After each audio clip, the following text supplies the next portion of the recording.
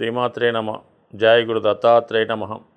ఈ వీడియోలో మనం 5వ తారీఖు మే నుంచి 11వ తారీఖు మే నెల మధ్యలో జరగబోయే వారఫలాలు కన్యా రాశి వారికి ఏ విధంగా ఉండబోతున్నాయి.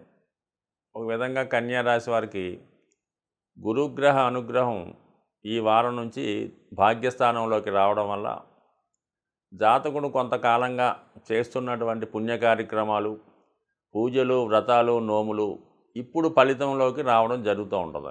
ఎందుకంటే అష్టమంలో గురువు ఉన్నప్పుడు జాతకుడు ఎన్ని పుణ్య కార్యక్రమాలు చేసినా అవన్నీ కూడా ఒక బ్యాంకులో వేసిన అకౌంట్ లాగా ఉండి ఇప్పుడు గురువు భాగ్యస్థానంలోకి రావడం వల్ల తన పంచమ దృష్టితో కన్యారాశిని వీక్షించడం వల్ల ఖచ్చితంగా కన్యారాశి వారికి వాళ్ళు చేసుకున్నటువంటి పుణ్యఫలం ఇప్పుడు అందుతుంది. వాళ్ళు ఏదైతే కోరుకొని ఏదైతే ఆశిస్తున్నారో అది ఈ సమయంలో లభించే అవకాశం ఉంది. గత కొంతకాలంగా మరి శని భగవానుడు వీళ్ళకి 6వ స్థానంలో ఉంటూ శుభ ఫలితాలు ఇచ్చినప్పుడు కూడా గత సంవత్సర కాలంగా అష్టమ చంద్ర ప్రభావం వల్ల వాళ్ళు ఆ ఫలితాన్ని అందుకోలేకపోయారు. అంటే అష్టమ గురు ప్రభావం వల్ల ఇప్పుడు గురువు కూడా భాగ్యస్థానంలోకి రావడం వల్ల 2 మేజర్ గ్రహాలు అనుకూలమైన స్థానాల్లోకి రావడం వల్ల అటు ఉద్యోగ సంబంధించిన విషయాలు, వ్యాపార వర్గంలో ఉన్న వాళ్ళకి అనుకూలంగా ఉంటుంది. ఇటు ఆధ్యాత్మిక చింతన కలిగి ఉన్న వారికి, విద్యార్థులకి ఖచ్చితంగా ఒక మంచి గురువు లభించడం వల్ల, ఒక మంచి మార్గదర్శకుడు రావడం వల్ల విద్యార్థులకి చాలా అనుకూలంగా ఉంటుంది. ఫర్ ది సేమ్ టైము ఆధ్యాత్మిక చింతనలో ఉన్న వాళ్ళకి, చిన్న చిన్న వ్యాపారస్తులకి, ఉద్యోగస్తులకు కూడా గురువు తన వాటి యొక్క విజయాన్ని ఖచ్చితంగా అందిస్తాడు. వాళ్ళ యొక్క స్వతంత్రంగా వాళ్ళకి కొంత మంచి నేము, ఫేము కలిగించే అవకాశం ఉంది. మొత్తం మీద 2 గ్రహాలు బలంగా ఉండవు మామూలు విషయం కాదు. మంచి అదృష్టమైన సమయంలో ఈ కన్యా రాశి వారికి రావడం జరిగింది.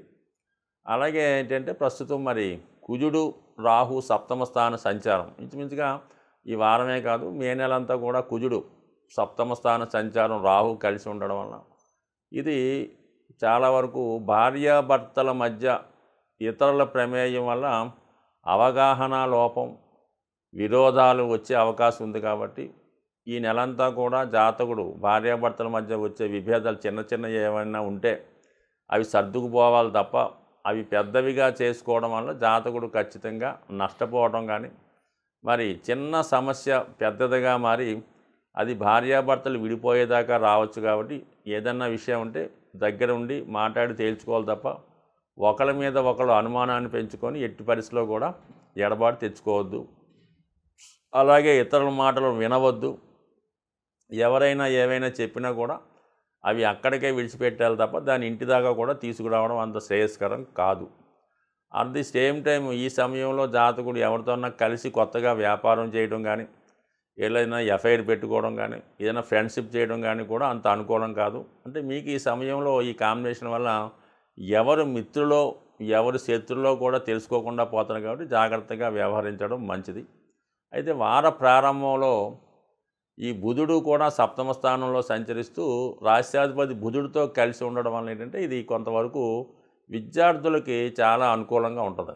గురు బలం కూడా పెరిగింది. కాబట్టి ఎవరైతే మరి ఈ రాశిలో ఉన్నటువంటి అబ్బాయిలు కానీ అమ్మాయిలు కానీ మెడికల్ ఎంట్రన్స్ కోసం ప్రయత్నం చేస్తుంటే వాళ్ళకి ఇది ఒక మంచి సమయం. ఈ సంవత్సరంలో వాళ్ళు ఖచ్చితంగా వాళ్ళు అంటే మెడికల్ వెళ్తున్న వాళ్ళు మెడికల్ రావచ్చు. అలాగే ఏదంటే ఐఐటి లాంటి కోర్సుల్లో ప్రవేశిద్దాం అనుకున్న వాళ్ళు కూడా వాళ్ళ శ్రమకు తగ్గ ఫలితం ఈ సంవత్సరం కంపల్సరీగా వస్తుంది. అయితే ఏదో కారణాల వల్ల ఈ మెయిన్ మెడికల్ ఎంట్రన్స్ రాస్తున్న వారు కానీ ఐఐటి కోసం ప్రయత్నిస్తున్న వారు ఏదో కారణాల వల్ల అష్టమ గురు ప్రభావం వల్ల మరి మీకు ఈ గత సంవత్సరం ఈ సీటు రాకుండా ఉంటే ఈ సంవత్సరం ఖచ్చితంగా మీకు వచ్చే అవకాశం ఉంది. ఇంకొక ముఖ్యమైన విషయం ఏంటంటే ఈ సంవత్సరం మీరు అనుకున్న గమ్యం చేరలేకపోతే ఇంకా అక్కడితో ఆ సబ్జెక్ట్ విడిచిపెట్టి వేరే బ్రాంచ్ ఎత్తుక్కోవడం మంచిది. అంతే తప్ప మళ్ళా సెకండ్ ఛాన్స్ అయితే తీసుకోవద్దు. ఇది లాస్ట్ ఛాన్స్గా భావించి మీరు ప్రయత్నం చేయండి. 100% మీరు అనుకున్న గోలు లక్ష్యాన్ని చేరుకుంటూ ఉంటారు. అష్టమలో రవి శుక్రుల కలయిక ఇది ఒక విధంగా అంత అనుకూల స్థితి కాదు. అధికారుల వల్ల, రాజకీయ నాయకుల వల్ల ఇబ్బంది ఏర్పడే అవకాశం ఉంది. అలాగే ఈ రాశిలో ఉన్నటువంటి స్త్రీలకి అనుకోకుండా హెల్త్ పరమైన ఇబ్బందులు వచ్చే అవకాశం ఉంది. సో ఏదైనప్పుడు కూడా ఈ రాశిలో ఉన్నటువంటి స్త్రీలు, ముఖ్యంగా పెద్ద వయసులో ఉన్నవాళ్ళు ఆరోగ్య విషయంలో చాలా జాగ్రత్తగా ఉండాలి. అలాగే అనుకోని శత్రువులు ఏర్పడే అవకాశం ఉంది. అధికారులతో అవ్వచ్చు, అధికారుల్లో ఉన్నటువంటి హోదా కలిగిన వ్యక్తులతో కావచ్చు, లేదా దగ్గర బంధువులు ఎవరన్నా ఉంటే పెద్దవారితో ఇది అనుకోకుండా విభేదాలు, అభిప్రాయ భేదాలు రావచ్చు. బట్ ఏదైనప్పుడు కూడా జాగ్రత్తగా వ్యవహరించండి. ఏదైనా మేజర్ గ్రహాలు అనుకూలంగా ఉన్నాయి కాబట్టి చాలా మంచిది. అక్కర్లేని విషయాల్లో కలగ చేసుకోకుండా మనకి ఏదైతే ఇంపార్టెంటో, ఏదైతే మనకి తప్పనిసరి ఉంటుందో అటువంటి కార్యక్రమాలు చేసుకోవడం మంచిది తప్ప. ఎందుకంటే సప్తమ స్థానంలో కుజ రాహు సంచారం జాతకుడికి అనుకోకుండా చికాకులు, ఇబ్బందులు వచ్చే అవకాశం ఉంది కాబట్టి సాధ్యమైనంత వరకు సావధానంగా ఇతరుల విషయాల్లో కలగజేసుకోకుండా జాగ్రత్తగా వ్యవహరించడం మంచిది. నిరంతరం విఘ్నేశ్వరుడి ఆరాధన, విష్ణు సహస్రనామ పారాయణ వల్ల జాతకుడు సంపూర్ణంగా అటు గురు శని భగవానుల అభిమానాన్ని, వాళ్ళ యొక్క ఆశీస్సులు పొందే అవకాశం ఉంది. మనం ఈ వారఫలాలు తెలుసుకునే క్రమంలో ఈ వారం ప్రత్యేకత ఏంటంటే, మరి ఈ 5వ తారీఖు నుంచి మనకి గురు మౌఢ్యం ప్రారంభం జరిగింది. సో కారణం వల్ల శుభగ్రహం అయినటువంటి గురుగ్రహం ఎప్పుడైతే రవికి సమీపంగా వచ్చి గురుమౌఢ్యం చెందడం వల్ల గురువిచ్చే శుభ ఫలితాలు సంపూర్ణంగా మనకి ఇవ్వలేకపోతుంటాడు. సో అలాగే ఈ సమయంలో మనం ఏదైనా వ్యాపారం ప్రారంభించినా, గృహప్రవేశం చేసినా, వివాహాలు లాంటి శుభకార్యాలు చేసినా, అలాగే ముఖ్యంగా విద్యాభ్యాసం లాంటివి, అక్షరాభ్యాసం లాంటివి చేసుకోవడం వల్ల మరి గురువు బలహీనంగా ఉన్నటువంటి సమయంలో మనకి గురువు బలహీనంగా ఉన్నప్పుడు ఆ ఫలితం మనకి సంపూర్ణంగా రాకపోవడం, దాని తర్వాత ఆ కార్యక్రమం సక్రమంగా కంటిన్యూ అవ్వకపోవడం, మధ్యలో ఆగడం. సో ఆ కారణం వల్లే మనకి వివాహం లాంటి శుభకార్యాలు నిషేధించారు. అలాగే జ్యోతిష్ శాస్త్రరీత్యా కూడా గోచార ఫలితాలు ఇచ్చినప్పుడు ఏదైనా ఒక జాతకుడికి ఫలితం బాగుండాలంటే శుభగ్రహాలైనటువంటి గురువు, అలాగే శుక్రుడు బలంగా ఉన్నప్పుడు, శుక్రుడు బలంగా ఉండడం వల్ల స్త్రీలకి శుభ ఫలితాలు రావడం జరుగుతుంటాయి. అదే గురువు బలంగా ఉన్నప్పుడు అబ్బాయిలకి, మగవాళ్ళకి శుభ ఫలితాలు రావడం జరుగుతుంటాయి. మరి ప్రస్తుతం ఈ గురుమౌఢ్యం, శుక్రమౌఢ్యం ఒకేసారి కలిపి నడవడం వల్ల చాలా వరకు మామూలుగా కూడా ఏ కార్యక్రమం తలపెట్టినా దానికి మనకి ఆర్థిక పరంగా, ఫైనాన్స్ పరంగా ఇబ్బంది పడడం జరుగుతూ ఉంటుంది. అలాగే శుభకార్యాలు లాంటివి వాయిదా పడుతుంటాయి కాబట్టి ముఖ్యంగా శుభకార్యాల వరకు వాయిదా వేసుకోండి. అలాగే మనకి ఈ జూన్ 3వ తారీఖు వరకు కూడా ఈ 2 మహోద్యాలు ఉంటాయి కాబట్టి మరి జాతకులు కూడా మనకు ఏమి పనులు అవడం లేదండి, మీరు చెప్పినవి ఏమి జరగడం లేదు అనుకుంటే మాత్రం ఏమీ మనం చేయలేము. ఎందుకంటే శుక్రుడు, గురువు బలహీనంగా ఉండడం వల్ల చాలా వరకు ఏ పని తలపెట్టినా కూడా అది ఆర్థిక పరమైన ఇబ్బందితో ఆగిపోతూ ఉంటుంది.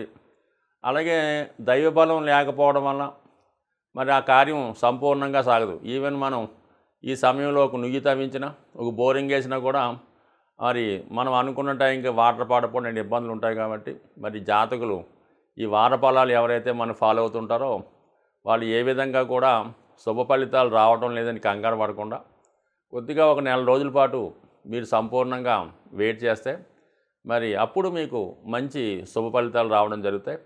అయితే కారణంగా ఈ పెళ్లి ముహూర్తాలు వచ్చినటువంటి జ్యేష్ఠ మాసం, ఆషాఢ మాసంలో వివాహ ముహూర్తాలు లేకపోయినప్పుడు కూడా ఈ శుభ ఫలితాలకి, అలాగే ఈ భూముల రిజిస్ట్రేషన్ అటువంటి కార్యక్రమాలు జాతకులు చేసుకోవచ్చు. మనీ కూడా ఈ జూన్ 3 తర్వాత రొటేషన్ పెరుగుతూ ఉంటుంది కాబట్టి మీరేం కంగారు పడకుండా ఈ నెలంతా కూడా ఏదైనా ఓర్పుగా, సహనంతో చేసుకోండి. ఆర్థిక సంబంధించిన విషయాల్లో జాగ్రత్తగా ప్లాన్ చేసుకోండి. ఎటువంటి తొందరపాటు చర్యలు తీసుకోకుండా, ఎవరికి ఎటువంటి ప్రామిస్ చేసుకుండా ఫైనాన్స్గా ప్లాన్ చేసుకుంటే అన్నీ సవ్యంగా, అనుకూలంగా సాగే అవకాశం ఉంటుంది. బట్ ఏదైనా ఈ గురుగ్రహ, శుక్రగ్రహ అనుగ్రహం కోసం, మరి శుక్రదేవుడి యొక్క అనుగ్రహం కోసం మరి లక్ష్మీ అమ్మవారికి సంబంధించినటువంటి అమ్మవారి కుంకుమ పూజ కానీ, అలాగే లలితా సహస్రనామం కానీ, కనకదార స్తోత్రం కానీ, లక్ష్మీ స్తోత్రం చదువుకోవడం, గురుగ్రహ అనుగ్రహం కోసం శివునికి అభిషేకం చేసుకోవడం వల్ల, శివనామ స్మరణ వల్ల, విష్ణు సహస్రనామ పారాయణ వల్ల, సో ఏదైనా మీ కులదైవాన్నో, మీ గురువునో, మీ పెద్దన్నో ఆశ్రయించి వాడి యొక్క మంచి మాటలు వినడం వల్ల ఖచ్చితంగా మరి గురువు కూడా మీకు మంచి ఫలితం ఇచ్చే అవకాశం ఉంటుంది. స్వస్తి.